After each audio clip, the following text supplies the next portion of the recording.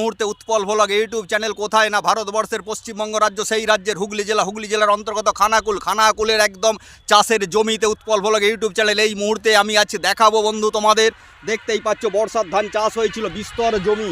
এই সব জমিতে বর্ষার ধান চাষ হয়েছিল, ধান উঠে গেছে, ধান চাষিরা নিয়ে চলে গেছে।